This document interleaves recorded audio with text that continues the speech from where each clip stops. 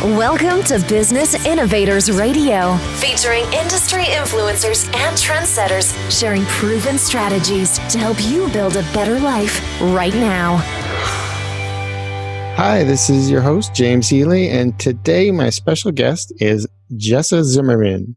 Jessa is a sex therapist and couples counselor, and she's also the host of the Better Sex podcast. She helps couples with their sex and intimacy so they can dramatically improve their relationships. Well, thanks so much for joining me, Jessa. Well, thanks for having me. I'm delighted to be here. Awesome. Now, tell me, first of all, a little bit about your counseling and sex therapy and how you are helping your clients.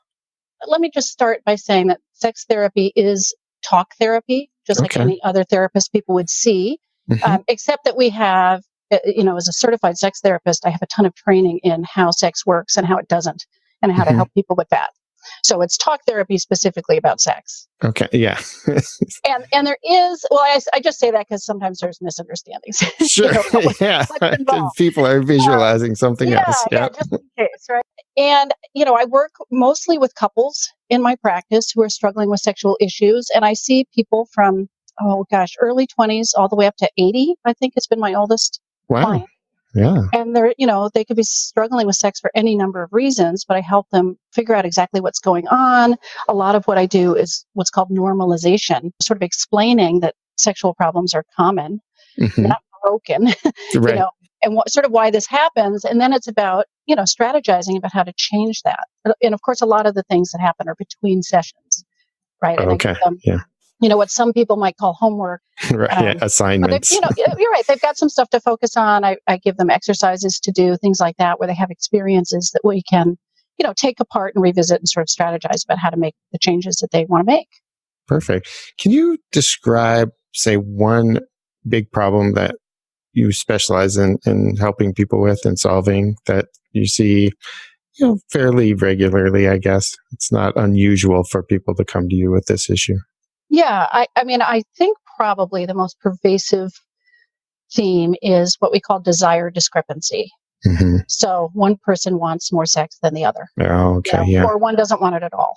So, right. In any relationship, one person wants sex more than the other person. That's not a problem, but it becomes problematic if people are not handling that well, if they're not communicating, if they don't understand sort of how they can get trapped in that. So even if there's other sexual issues going on or other concerns, desire discrepancy is probably the biggest one, the most common I see. So what sort of outcome would you help someone achieve if they're having that issue? Yeah, I guess the way I'd word the outcome is that they're able to collaborate effectively, having a sex life that works for both of them. I mean, that's certainly the goal. It's not, it can't be about X number of times a week or a month. It's not, if we're talking quantity, it's sort of the wrong conversation. But how do we create a sex life for them that they're both engaged in and that's working for both of them? Right. They're not just keeping score. Right. There's not a quota. It's not about the person that wants it less just needing to have more sex. It's about trying to help them want more sex. What do they need to discover or communicate or bring to the table so that they can actually want to engage? And understanding a lot about how desire works. I mean, there's sort of a lot of teaching that goes into this too. Sure. Yeah. And I would imagine this would really help someone's overall relationship. This could be kind of a make or break sort of thing for a lot of people in their in their relationships. Yeah, there is. And I don't know if there's research about this, but I hear it said, and I think it's really true. When sex is working well in your relationship, it feels like maybe 20%. But when it isn't working, it feels like 80. Right. Yeah, right. So it's really, it's a big deal. It's really important. And if people are, lonely and disconnected and feeling like they're not meeting up with their partner sexually in the way they want to, it makes a huge difference. And definitely it can break people up. Oh, yeah. Yeah, that and money issues, right? Those are probably the biggest things. Yeah. They in couples counseling, the big four are money, sex, in-laws, and parenting. Right? Right. And they have something sort of in common, which is you can't just agree to disagree, right? Like that's part of why they're so big. It takes sort of a breakthrough and ability to collaborate with somebody else because you can't just say, oh, I want a baby and I don't. Okay, we can just agree to disagree, Right. Right. I want sex and you don't. Okay, well, we'll just agree to disagree. It's, Doesn't work. Yeah, exactly. Now, what are some of the biggest myths that you see when it comes to sex therapy. I would imagine it's one of those things that's got a lot of stigma around it. People don't talk about openly within their relationships about maybe we should see a sex therapist. I hear couples talk about seeing couples counselors and that sort of thing. Does it fall under that umbrella and just kind of go down that pathway then? First, I should say that most couples counselors or marriage counselors will have no training in sex. Right. So I will get people that come in, they've seen a marriage counselor and improved their communication or done whatever, but, never addressed sex, or the person was uncomfortable with it, or, just knew they didn't have the scope of practice really to deal with it. Mm-hmm. Right. So people might improve their relationship, but they still haven't tackled their sex life. So it's not exactly in the same umbrella. Okay. But also because I do both things. I mean, one of the misconceptions is if you come into sex therapy, that's all we're going to talk about. But Okay. you can't take sex out of the rest of the relationship. It's all intertwined, which is why, I do both couples counseling and sex therapy together. And it's also why I focus primarily on couples, because you can't take one person. It's never one person's problem and one person can't fix it. Right. It's so interwoven with the whole relationship. Yeah, I guess that's why I was thinking it was under one umbrella. Like, I would imagine that most couples counselors would have some sort of training, but they don't, do they? No, right. No, they do not. And the term sex therapist is not a controlled term. Okay. Sort of anybody can say they're a sex therapist. I mean, if they're a therapist. I think Florida might be the exception to that. So it's important to ask somebody about their qualifications and their training, and ideally find somebody who's certified. AASECT, AASECT is the organization that certifies people. And it's a huge commitment to get that certification, but it means you're working with somebody who's qualified to help with this. Right. Do you find some of your clients or people coming into this, are they just afraid it's not going to work, or are they afraid people are going to think there's something broken within themselves if they need to seek out sex therapy? I just keep coming back to this whole thing about sex not being openly talked about. Right. By the time people come in, I mean, there are some people that come in at the first sign of trouble, and that's wonderful, right? Because the sooner you get help, the smaller problem generally you're trying to solve. Right. But a lot of people come in when it's worse than that, and they have avoided it, or they didn't know it existed, or they thought it would get better on its own, or something like that. And they're often coming in where at least one of them feels like they're broken. Somebody's feeling inadequate. Like, this should be, we have this myth that sex should just work, right? It's natural and normal. Right. So if you're having problems, something's really got to be wrong. And it's either wrong with you, it's wrong with your partner, or people will feel like, the relationship is broken. Like, I must be with the wrong person if we're struggling with sex. And that is just not true. Now, how do people get past these fears, like this shame over their inability to make sex work within the relationship? Well, I mean, hopefully when they come in to see me, I guess I convince them, like, right. I mean, I'm very, very busy, right? There's lots of people that struggle with this, and I can say that so sincerely that I think people, gradually start to believe me. Right. Yeah. And when I can explain why they're having the problems they're having and why it makes so much sense. And then we're talking about all the various myths about sex in general and their expectations and how, that set them up to feel like they're inadequate, but that isn't real. And then, and then ideally when we actually can change their sex life and it's like, whoa, look what we did, then we can really put that fear to bed, Right. What other sort of obstacles do you see that might prevent couples from, who desire a better sex life and they know that it's not working for them, from seeking the help of a qualified sex therapist? Well, I mean, certainly availability is a problem. Sure. It's hard to find a qualified sex therapist depending on where you live. Therapy is expensive generally, so there's access issues. It's generally not covered by insurance. So, you're talking about having to pay out of pocket generally. So that's hard, and depending on where you live, there may not be either some sort of a clinic or an organization or, somebody who's offering pro bono slot or something like that. So access is a big problem. Okay, I have a question. So one of the things you mentioned why people might prevent people from seeking out help is availability. And I definitely see that, right? I'm living in Bozeman, Montana. Maybe in my city, there might be someone, but I know in the great, right, maybe in the great state of Montana, which is very rural, it's going to be really difficult.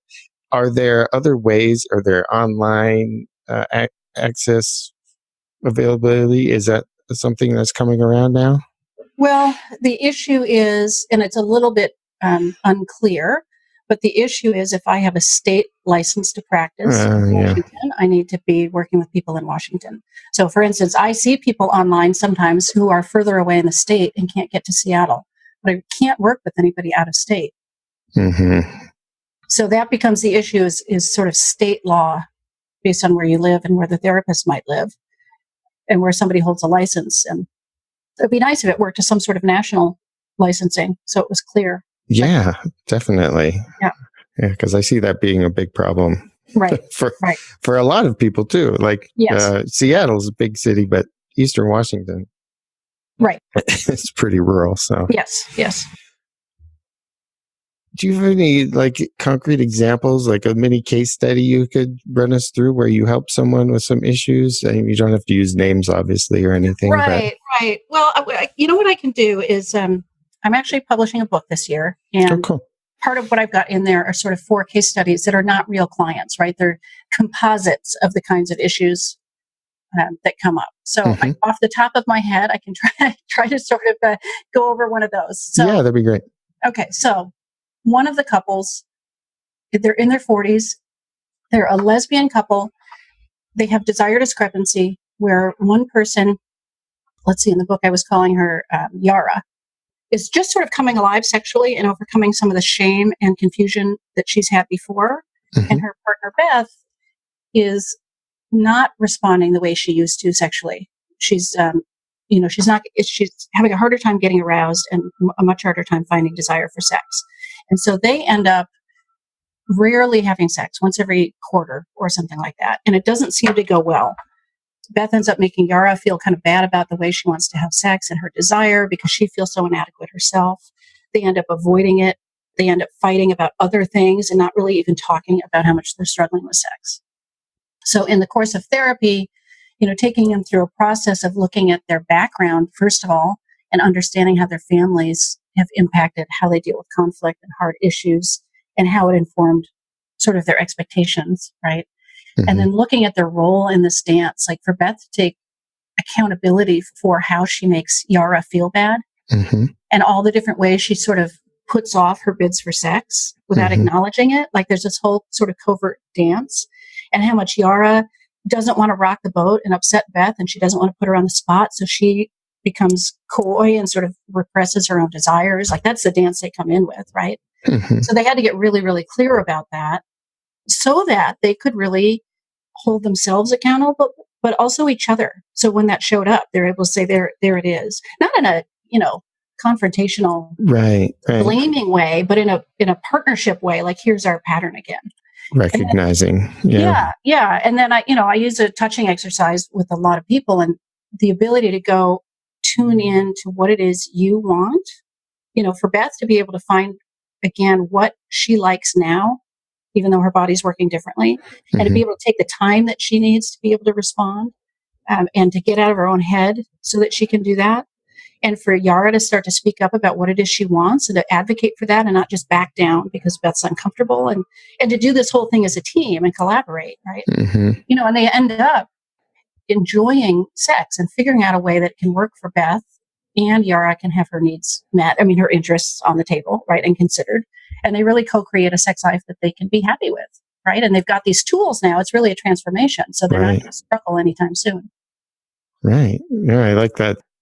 Giving not just the communication about the issues around the struggle, but to allow people to work with tools and exercises to find ways to make it work is really, you must see that be the transformational power in it, right? It's absolutely has to be experiential. I tell people we're not going to change things sitting in here talking about it. Right, that's the homework. What they say is right. Insight's important, because it tells you what to look for and like, what's my job here? But the change is only going to happen with behaving differently. And so that experiential piece is crucial. So that's why, I have these exercises and they go do things in between sessions, whether they're doing that or they're doing anything else. If they have sex or a conversation or a fight, whatever they're doing, we can take it apart, see what's still happening, what's the next step in the process towards changing it. Right. Wow. What inspired you to become a sex therapist? Were you on the path to become a couples counselor and you decided to specialize in the sex therapy as well, or? Yeah, that's exactly right. I was in my master's program to be a couples counselor, and we had a sex therapist come and do a presentation, and she said something that hit me so strongly. And, this doesn't happen to me much, but every once in a while there's one of those like moments, where you hear exactly what you need to hear, right? And what she said was that she considered most of her work to be grief and loss work. And somehow that hit me like in the gut that it is grief and loss. I mean, people are suffering. Right. Sex life isn't working. It's like what you were saying before about, can this end relationships? I mean, yes. Yeah. Because it's real suffering. And so I knew in that moment, I don't know, one of those things that hasn't happened very frequently, but that time it did. Right. And at that time, you were probably overcoming some of your own misconceptions about it, right? Or yeah. I mean, I had gone to grad school after my own failed marriage. I certainly know the pain of a sex life that's not working and a relationship that's not working, and how lonely, and hurtful that is. And I was in grad school learning a lot about relationships and about myself. I went to a very experiential program, so there was a lot of work within the cohort. Again, it's experiential. You don't just read about it, you have to do it, right? So right. Interacting with people and speaking up and realizing where you hold back and just all kinds of interpersonal dynamics to master. And then, of course, studying about relationships and a little bit about sex. Most of it didn't come there, right? We only had a tiny bit of training in grad school. Right. But then I went on to earn a certificate in sex therapy from the University of Michigan. So I made sure to get the training then. That's awesome.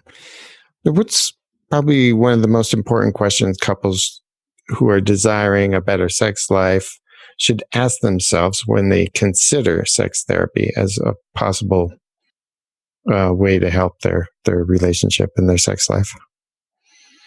If they're considering sex therapy, I mean, I suppose the most important thing is can we find it? Right. Is it available to us? Is it available? Right. Or there's some other books or resources somehow that we can access.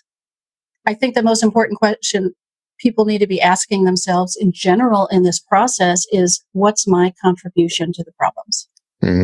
Okay. So even if they're not going to be in therapy, if they can take that question apart and see how they contribute to the dynamics or how their assumptions or expectations are at play, what they're doing with their partner in response to their feelings, because that's the only thing you can change, is your own piece. Right. Now, we talked about this now a couple of times. It's like, well, is it available? Who should I seek? Is there a national database or something? I mean, other than people just doing a general Google search or something for their area. Right. If people go to asect.org, so it's again, AASECT.org, it stands for the American Association of Sexuality Educators, Counselors, and Therapists. Quite a mouthful. Anyway, they have an interactive sort of map thing where you can find sex therapists actually all over the world that are certified through ASECT. So that would absolutely be the starting point to look for somebody. Awesome. And of course, people can check you out online at your website, and that is JessaZimmerman.com. And listen to your podcast. Yeah, I mean, this 2018, sort of an answer to some of these questions you're bringing up. 2018 for me is the year to try to figure out how to reach more people than the 20 or so couples I see a week in my office. So I started the podcast. I'll be publishing a book. I want to design an online course and a membership group, all these kinds of things that people can access from anywhere and hopefully get support to work through these issues without coming into therapy. So that's my goal for the year. All right. And through your website or the podcast, which is bettersexpodcast.com. Yes. Can people get on your mailing list to hear about your book when it comes out? Absolutely. You can get to my mailing list from either place.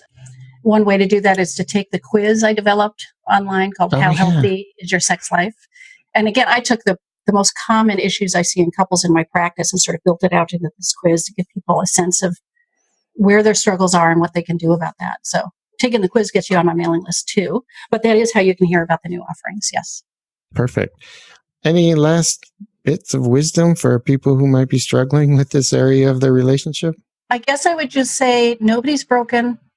There's a way for it to get better if you want it to. Don't let the fear stop you from trying.